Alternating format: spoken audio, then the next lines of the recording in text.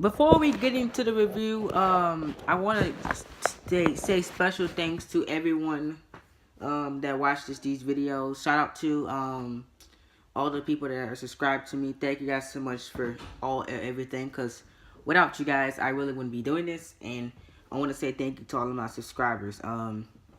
You guys killed last week's reviews of Raw, SmackDown Live, and the extra videos that we did that week. I want to thank you so much for that.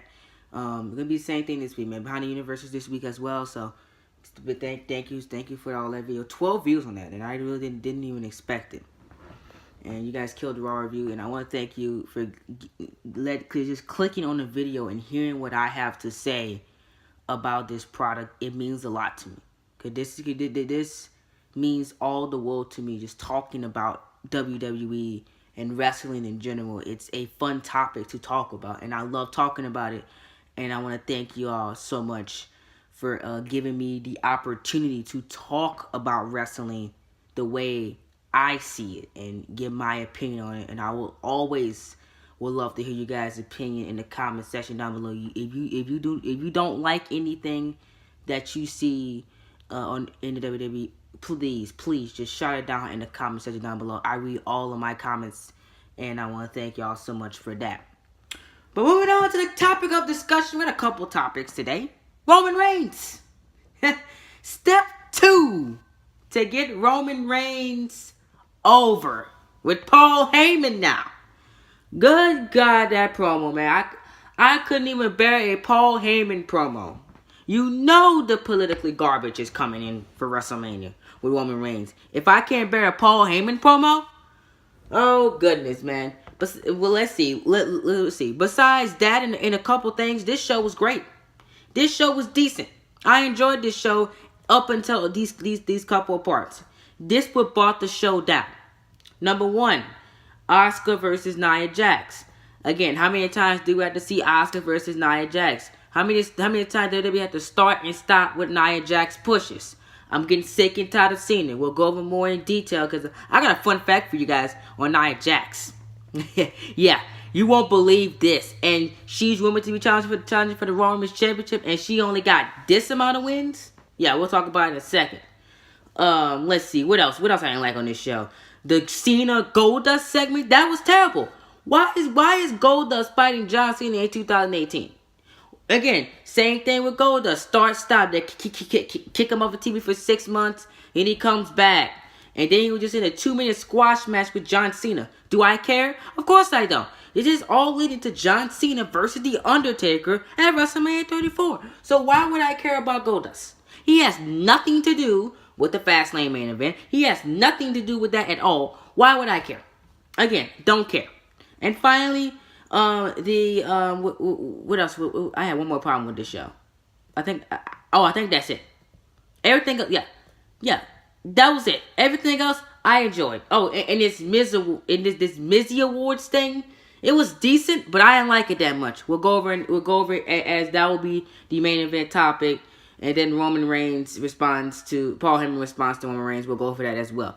Thank you guys so much for joining me. We're gonna get right into the review. Before we get into the review, I want to say that we're gonna be having a new era on this channel. That's right, folks. I think you guys can see it. Let me make sure you guys can see. Yep, it's this gaming headphones, folks. I finally got me some. People have been telling me that I've been sound sloppy in my videos, so I got me some gaming headphones. I ordered it off for Amazon. Hunter Spider V4 Pro Gaming Headset. It supports tablets, laptops, PS4s, and Xbox One. So if I want to stream on my laptop, maybe. I might do maybe I could I want to start a podcast, something like that. Maybe I can stream on my laptop and get this high quality voice, man. This is great. I cannot wait to use this as a rotatable microphone, soft earmuffs. So if I'm doing like a WrestleMania or a regular stream with WWE, it's easy to adapt, and it's very soft, and it has a rotatable microphone. So if I want to put my voice on something, I can just pull it up and it'll be Gucci like that, and it plugs to any gaming controller. You say you got a PS4, Xbox One, whatever, PS4, especially for Pro, Xbox One X, whatever you got, Pro gaming headset got you. Hunter Spider. Make sure you guys go look it up on Amazon to order you guys some headphones. You will not be disappointed. Also, it is noise canceling as well. Noise canceling headphones V4. So this will help my WWE product and most of my gaming live streams, especially when I will be playing Fortnite. So that's going to be helping me a lot with those online games as well. That was I wanted to get you guys out the way. Thank you guys so much for support, and that's going to give you guys an update on that. Main event should be right after this is finished being recorded. Let's get into the Monday Night Raw review results. First off, Ronda Rousey getting her WrestleMania matchup at WrestleMania match. One thing I want to point out here is Ronda Rousey is still very, very nervous on the microphone, and it seems that she forgot a spot. You guys know when Rousey lifted McMahon up, it seemed like she didn't know what she was doing because she's paused for about maybe 10-15 seconds while she was doing it. Then she slammed her down. I was just like, oh, she must have forgot what she was supposed to do there. So hopefully she didn't, and that was just a little error that she just didn't slam her on time. You know, she seemed a little bit nervous as I will be. I'm working in a place that I seen when I was a child. I'm actually working and is a mega star in the place I grew up watching. I'll be nervous too if I gotta talk to millions of WWE fans all around the world and in a arena cutting a promo. I'll be nervous too. So I'm giving her the benefit of the doubt. Well, overall, other than that, this segment was great. It set up Rousey and Angle versus McMahon and Stephanie and Triple H. This solidifies that Rollins will be fighting for the Intercontinental Championship at WrestleMania, and Braun Strowman will more than likely be in the Andre the Giant Memorial Battle Royal, since those two names were not announced for this matchup. Great segment right there. I really, really enjoyed that way to kick things off, man. I actually laughed a lot while I was watching that segment. And we had Asuka versus Nia Jax. Again, like I pointed out earlier, fun fact, Nia Jax has only had one win in 2018, and that was against jobbers. I think a couple of jobbers she beat. And that's her only one win in a 2-on-1 handicap match against jobbers. So I'm supposed to get behind Nia Jax, and she's rumored to be fighting Alexa Bliss at WrestleMania 34. And I'm supposed to get behind a 1-win Nia Jax? Give me a break, man. That is absolutely ridiculous. WWE, you need to start building Nia Jax the way that she needs to be built. She does not need to be built as this start and stop woman. This is not good for her. I want to get behind Nia Jax. She's legit.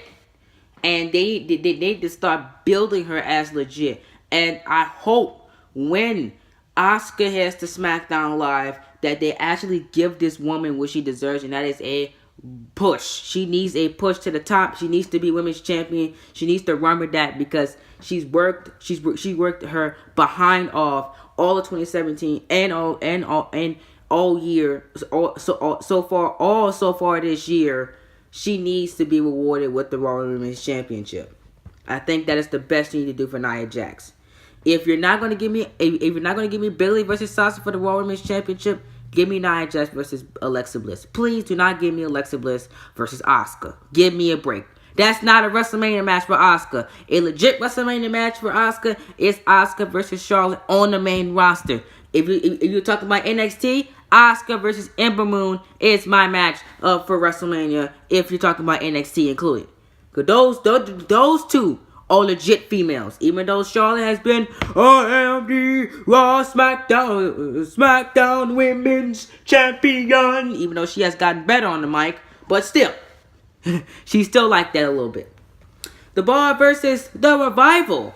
This was a great match. I love what they did here. If the Revival gets a win against the Bar, they fight for the Raw Tag Team Championships at WrestleMania, and I love what they did here, building up this matchup for WrestleMania. Luckily, the Revival did not get the victory here because it's all about storytelling here, and the Bar won via pinfall. So right now, the Bar has no challengers for these Raw Tag Team Championships. I'm sure that will change because I think we will have 2 teams challenge for the Raw Tag Team Championships at WrestleMania in the Bar and Titus Worldwide. That is my prediction for that.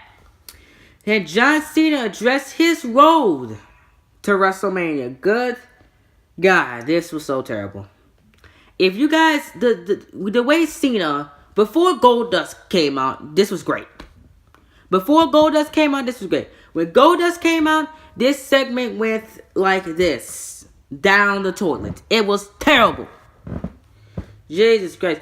Goldust interrupted. He said he will make it to WrestleMania by stopping Cena.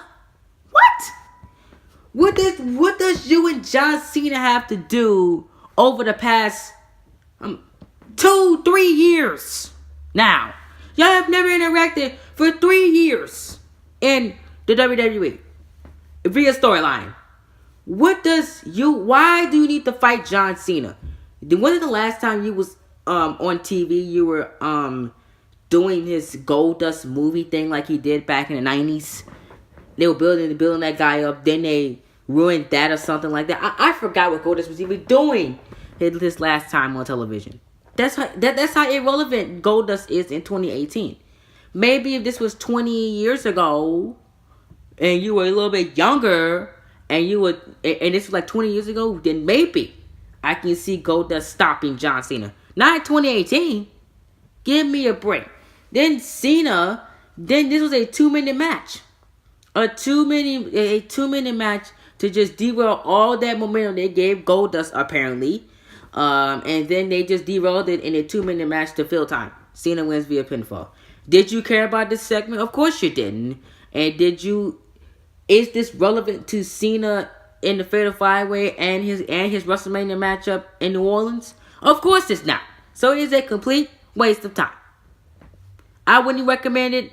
When you see John Cena come out, listen to that promo until Goldust comes out, and then fast forward to the next matchup with Bayley versus Mandy Rose. That is the best way you can do that. Bayley came out to explain why she abandoned Sasha Banks in their tag match last week, but Paige cut that short. She mocked Bayley, saying she was all alone now.